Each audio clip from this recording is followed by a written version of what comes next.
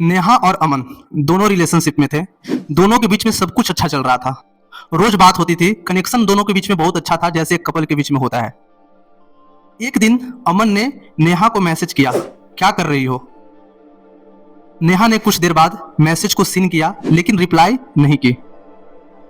अब यहीं से प्रॉब्लम स्टार्ट होती है। अमन के अंदर सबसे पहले एक थॉट आता है कि नेहा मुझे इग्नोर कर रही है, और रियलिटी क्या था उसे पता नहीं, लेकिन जो वो फील कर रहा है उसी को सच मान लिया। मतलब कि इसे बोलते हैं फीलिंग इक्वल टू फैक्ट, मतलब जो फील होता है वही सच लगता है। अब आगे कुछ टाइम और गुजर जाते हैं, नेहा अभी भी रिप्लाई नहीं करती।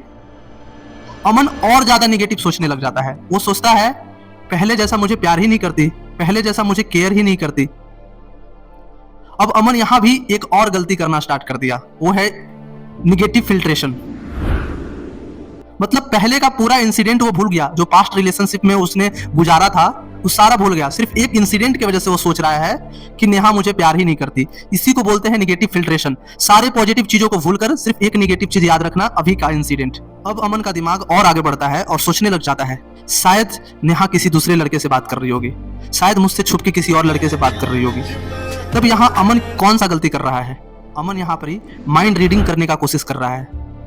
कोई प्रूफ नहीं है उसके पास, फिर भी वो माइंड रीड करने की कोशिश कर रहा है कि नेहा के दिमाग में क्या चल रहा होगा, वो किसी और लड़का से बात कर रही होगी।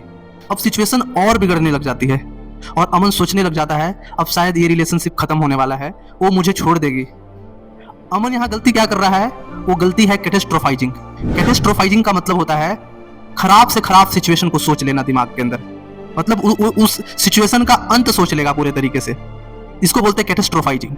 फिर अमन का दिमाग बोलने लग जाता है कि नेहा मुझे अब इंपॉर्टेंस ही नहीं देती, कभी नहीं देती इंपॉर्टेंस मुझे, ऐसा वो सोचने लग जाता है। तो यहाँ अमन कौन सा गलती कर रहा है? Over generalization. सिर्फ एक इवेंट की वजह से वो पूरे चीजों को ही खराब कर दिया, मतलब ओवर जनरलाइज कर दिया कि हमेशा ही ऐसा करती है। सिर्फ उसने पहली बार गलती किया नेहा ने, बट वो पूरे सिचुएशन हमेशा को ही खराब बता दिया, मतलब हमेशा ऐसी ही करती है। अब अमन सोचने लगता है कि अब वो हमें आगे जाकर छोड़ देगी, मतलब आगे जाकर नेहा मुझे छोड़ देगी। तो ये थॉट को बोलते हैं फियर बेस्ड थॉट, मतलब कि आप आगे की चीजें इमेजिन करके डर जाते हो और उसको अभी ही सच्चाई मानने लग जाते हो।